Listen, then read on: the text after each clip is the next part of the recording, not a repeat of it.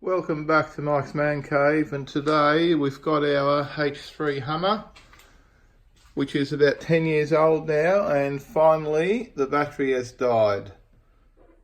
Now here's the battery that I bought. It's a Century Ultra High Performance top of the range battery. These aren't cheap, but I just picked this up brand new. And what I've done, I've hooked this up to the battery charger overnight just to make sure that it is 100% charged before I install it into the car. As you can see there, it's at maximum charge and it's all going well. Now, if you compare that to the other battery that's in the car, as you can see here, CCA 720 compared to 500 of the battery that's in there. So that's nearly half the power again over the battery that's in there. This has got 1/3 more power than the battery that was installed in the car, or than what it was supposed to be in there. So the old battery's probably done all right, lasting for 4 years. Anyway, let's get this battery and get it put in. Might be a little bit hard to see with the bad lighting, but there's a single bolt down here that needs to be undone, right in the center, right there. And it takes this strap off. That secures the battery. So let's get that undone and see how we go. Now, this is the battery that is recommended in the battery chart from Century Batteries, and it nowhere near fits. It is not even close. Okay, so if you check the specifications on their website, or anywhere else for that matter, they say this is the battery for this car. Clearly it's not. Okay, it doesn't anywhere near fit this car. Not even close. So back to the shop it goes for next change, hopefully, for the correct size battery. This time I'm going to take that battery with us so we can get one the same size. Okay, this battery is the NS70X MF, which is specified for a H3 Hummer, all models, on the Century Batteries website, which is very disappointing. I mean, you can tell just looking at these batteries that they're not even similar in size.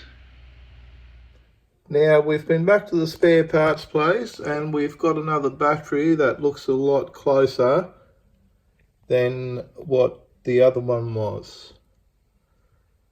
Now the spare parts guy did check the part numbers, and the original battery that we had was the original part number that was suggested for this car. But as you can see, this battery seems to resemble the shape and size much better than the original battery, and the part number for this one is 67MF. It's still a ultra high performance battery, 36-month warranty. It was a fair bit cheaper than the original one. And the cold cranking amps aren't quite as high. It's got 640 cold cranking amps, which is still a lot more than the 500 that this original battery had. Or, well, that's not the original, but the battery that was in the car previously. So now we've gone from 500 to 640. So let's put this battery in so we can finally get this car back on the road. As you can see here, this battery fits into the battery box like a glove. It's a perfect fit. Okay, it can almost just sit in there.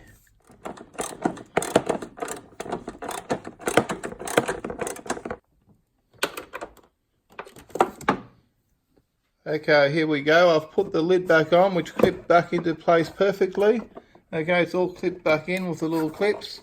The battery is mounted solid as a rock. It's bolted down again, as you saw me just do it. And the other thing I've done is I've cleaned the terminals up here and there that fit on here to make sure you've got a good contact, and I got rid of all the corrosion. Okay, I've given all this a bit of a wipe down, and what I've got now is some contact grease, or it's called electrical contact grease. And I'd just like to put a little bit on there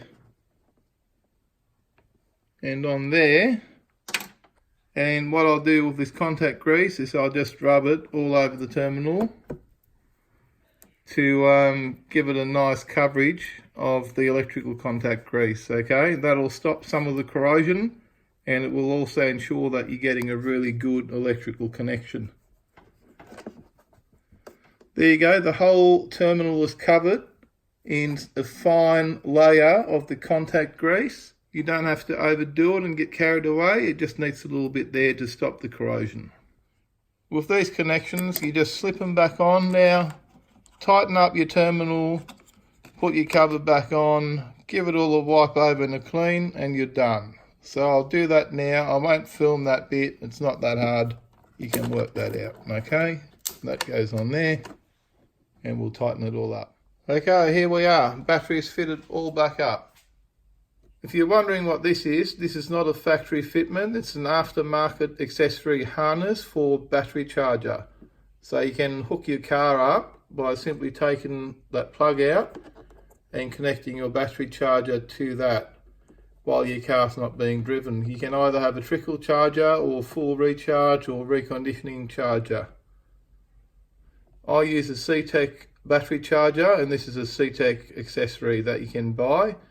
I've got a video in relation to these chargers already released a while back. I'll link that video down below in the description box so you can have a look at that if you're interested in battery chargers. So this is all done now. We can close up the bonnet and hopefully we'll be good for another 4 or 5 years with that battery.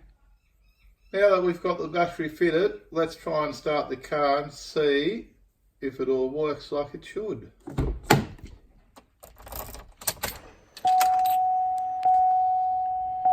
Well, that's a good sign. It wasn't doing any of that with the old battery when it died.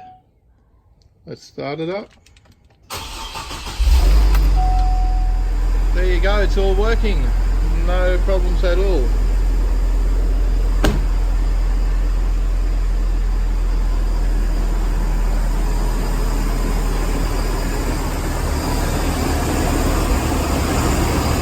If you found this video interesting or useful, please give me a thumbs up. And if you've got any questions in relation to this, please leave a comment down below. I'll try and answer all comments.